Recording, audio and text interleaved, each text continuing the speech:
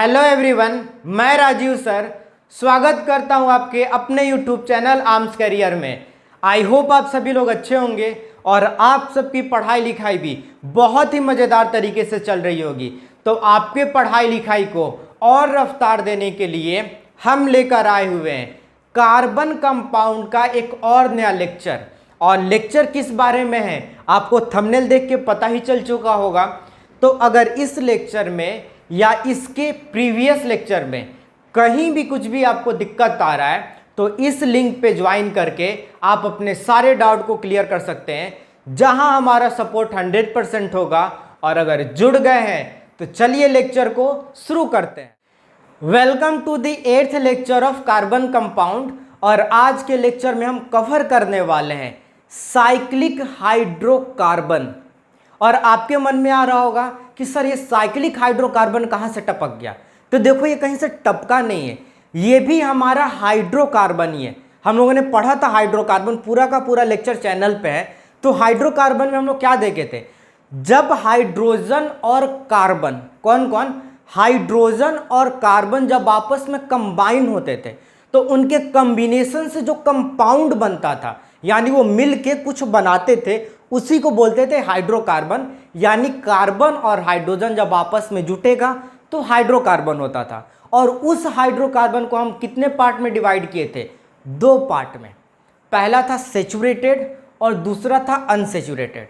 और सेचुरेटेड में क्या था, एल्केन के बारे में हम पढ़े थे, और अनसेचुरेटेड में क्या पढ़े थे, एल्कीन और एल्काइन। तो हाइड्रोकार्बन जो पढ़े थे ठीक उसी प्रकार हमारा है साइक्लिक हाइड्रोकार्बन। ये भी हाइड्रोकार्बन ही है, बस डिफरेंस थोड़ा बहुत है। तो डिफरेंस क्या थोड़ा बहुत है, इसको हम समझने की कोशिश करते हैं। कोई भी हम ले लेते हैं, चाहे हम एल्केन का स्ट्रक्चर ले लें या एल्कीन का ले लें या एल्काइन का ले लें या तीनों का लेते हैं। सबसे पहले हम एल्केन का लेते हैं। यही ना हमारा एल्केन होता था। जो भी पढ़ा होगा उसको याद होगा, जो नहीं पढ़ा है चैनल पे सारा लेक्चर है, जाके देख ले। ये हमारा एल्केन का स्ट्रक्चर होता था। एल्केन में कितने नंबर है, 1 2 3 4। इसका नाम होता था ब्यूटेन। याद है कि भूल गए वो लोग। तो देखो यहाँ पे सिंगल सिंगल बॉन्ड है तो एल्केन हो गया। दूसरा हम एल्कीन का लेते हैं। एल्कीन में क्या होता था, डबल बॉन्ड लग जाता था। तो देखो हम बनाते हैं,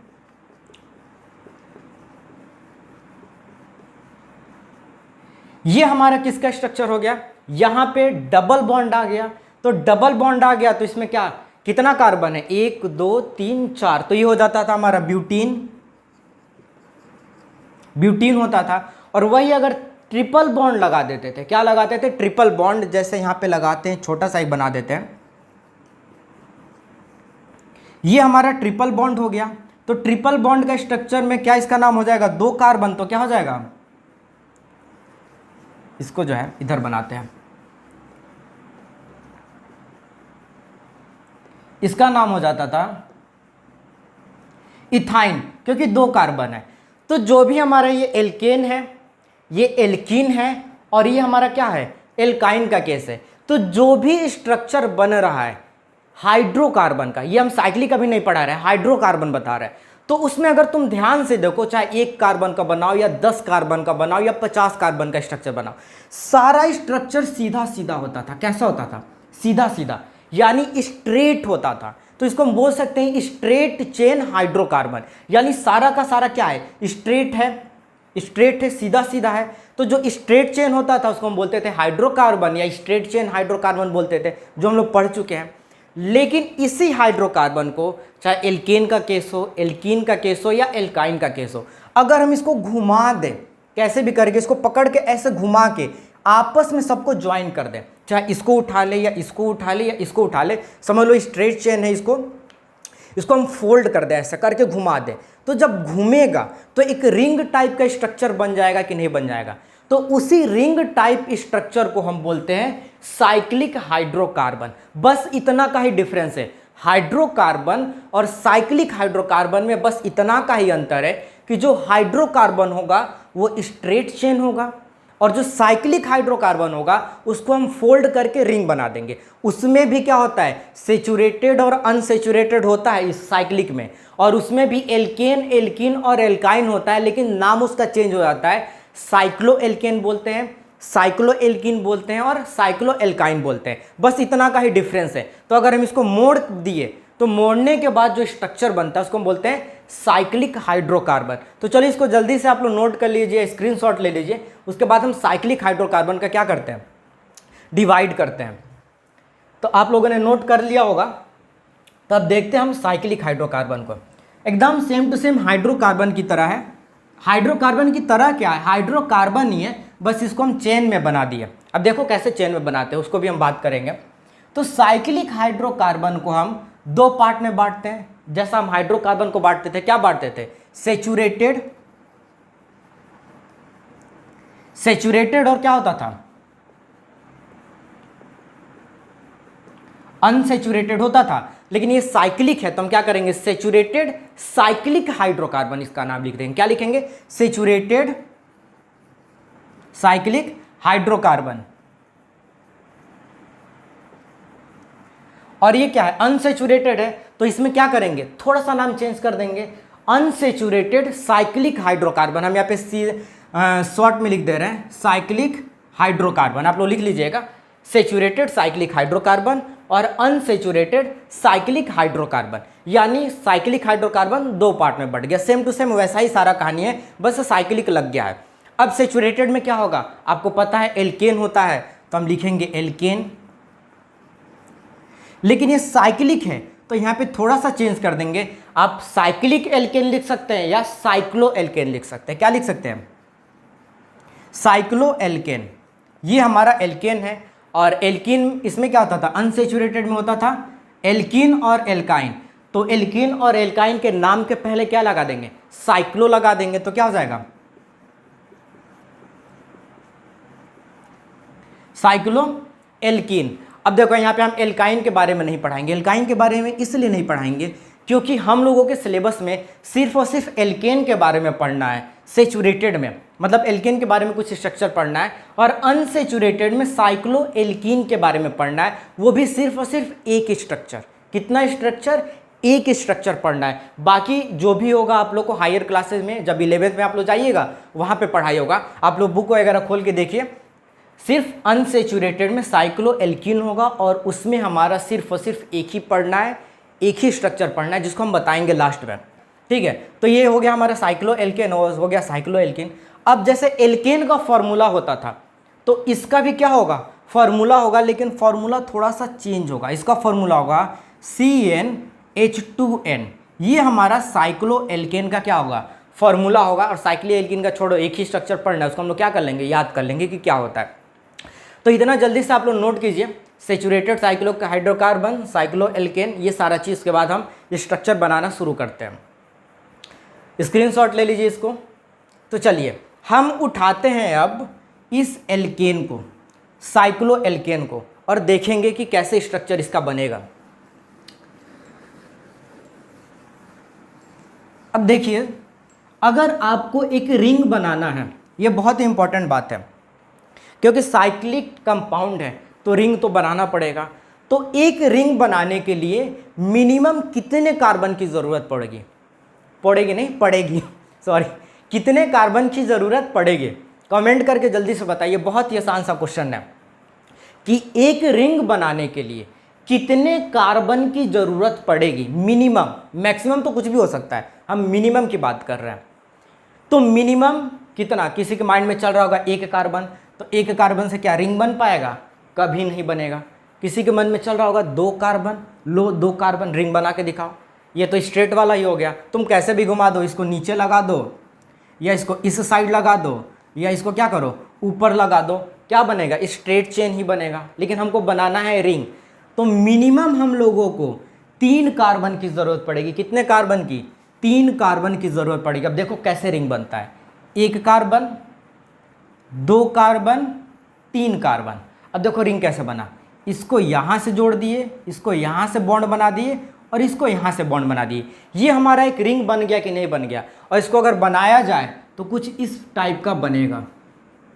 यहाँ पे हमारा कार्बन है, यहाँ पे हमारा कार्बन है और यहाँ पे क्या है, हमारा कार्बन है, सब जो है साइड में।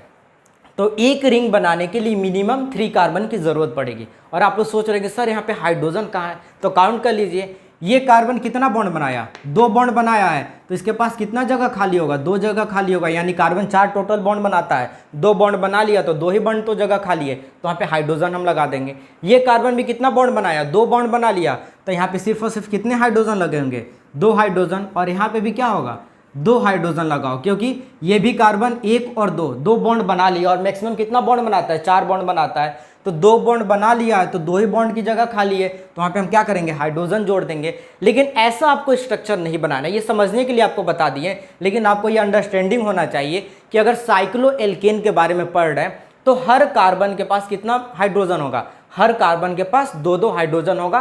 साइक्लोएल्केन के केस में चाहे कोई भी स्ट्रक्चर ले लिए, 3 कार्बन का बनाइए, 4 कार्बन का बनाइए, या 10 कार्बन का बनाइए, या 1000 कार्बन का बनाइए, अगर स्ट्रक्चर साइक्लिक बना सकते हैं तो हर कार्बन के पास 2 हाइड्रोजन होगा। तो ऐसे आपको एग्जाम में नहीं देगा, ऐसे आपको देगा। आपको समझना पड़ेगा कि ये कॉर्नर पे क्या है, कार्बन लगा हुआ है, और इन सभी कार्बन के पास क्या है, 2-2 हाइड्रोजन है, और ये जो है बॉन्ड है। आप लोग ट्रायंगल इसको मत समझ लीजिएगा, बॉन्ड बना हुआ है।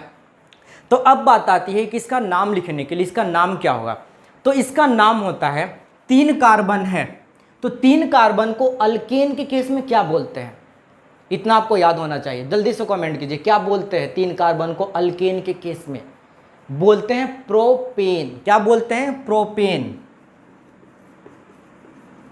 प्रोपेन बोलते हैं।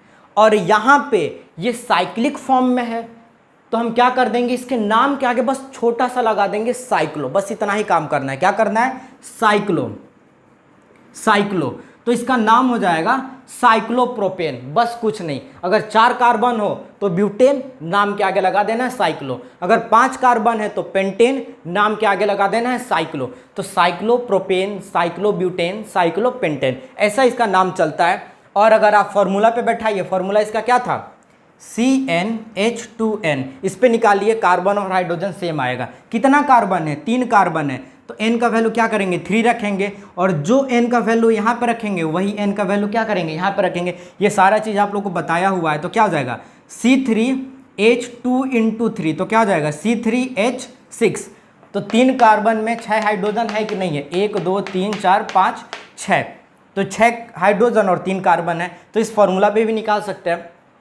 तो चलिए इसको जल्दी से आप लोग नोट कीजिए। इसके बाद हम कुछ स्ट्रक्चर आप लोगों को देते हैं जिसको आपको क्या करना है, बनाना है। और एक बहुत इंपॉर्टेंट बात, रुकिए 1 मिनट, आप लोगों को ये जो फॉर्मूला है ना CnH2n, ये कहीं ना कहीं किसके जैसा लग रहा होगा, एल्कीन के जैसा लगा होगा। बात सही है कि नहीं है। फिर आप लोग सोच रहे होंगे सर एल्कीन का भी वही फॉर्मूला, साइक्लो एल्कीन का भी यही फॉर्मूला।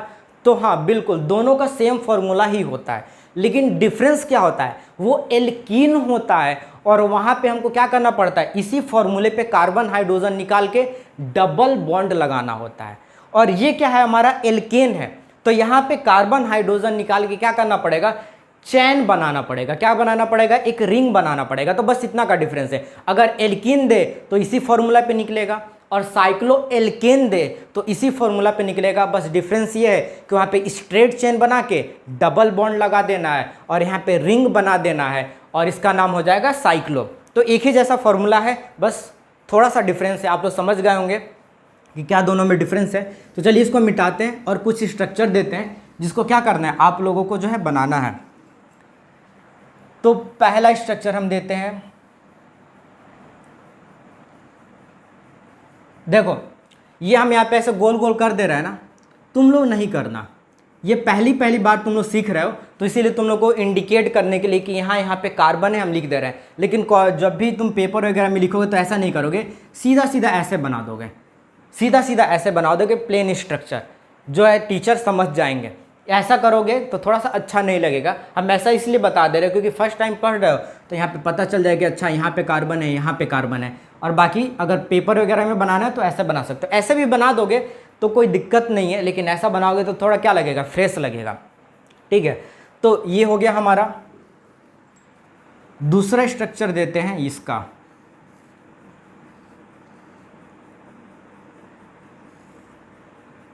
और थर्ड स्ट्रक्चर है, चलो इन तीनों का नाम लिख के जल्दी से बताओ कि क्या होगा। यहाँ पे कार्बन है, यहाँ पे कार्बन है, यहाँ पे कार्बन है, यहाँ पे कार्बन है, और यहाँ पे कार्बन है। यहाँ पे भी समझ ही गए होंगे, लेकिन मेरा काम है थोड़ा और अच्छे से समझाना। कुछ नादान बालक है जो नहीं समझते हैं।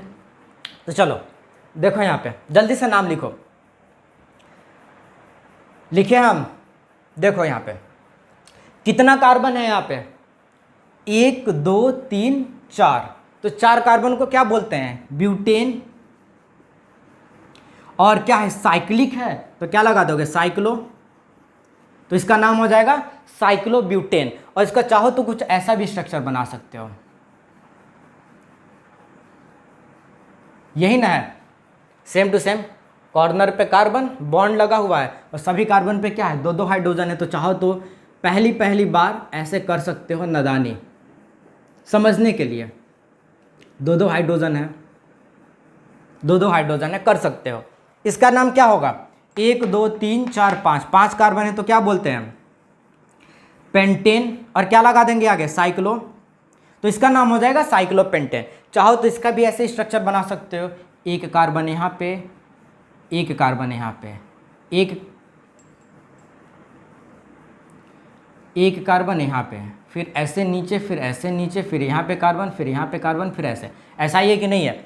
और चाहो तो यहाँ पे क्या कर सकते हो? यहाँ पे हाइड्रोजन लगा सकते हो, यहाँ पे हाइड्रोजन लगा सकते हो, यहाँ पे हाइड्रोजन लगा सकते हो, यहाँ पे, क्योंकि एक कार्बन के पास 2 ही हाइड्रोजन होगा, क्योंकि वो 2 2 बॉन्ड बना लेता है कार्बन के साथ। तो ऐसे कर सकते हो, साइक्लोपेंटेन, साइक्लोपेंटेन। इसका भी बना सकते हो। इसका क्या नाम है? कितना कार्बन है? 1 2 3 4 5 6, तो 6 को क्या बोलते हैं? हेक्सेन। और इसके आगे क्या लगा दोगे? साइक्लो। तो इसको बोलेंगे साइक्लोहेक्सेन। चाहो तो इसका भी क्या कर सकते हो? स्ट्रक्चर बना सकते हो, जैसा मर्जी हो बना लो। इसको जो है वहाँ पे ऐसे करके, 1 कार्बन यहाँ पे है, फिर यहाँ पे है, फिर यहाँ पे है, फिर नीचे है, फिर नीचे, फिर यहाँ पे। ऐसा स्ट्रक्चर है कि नहीं है?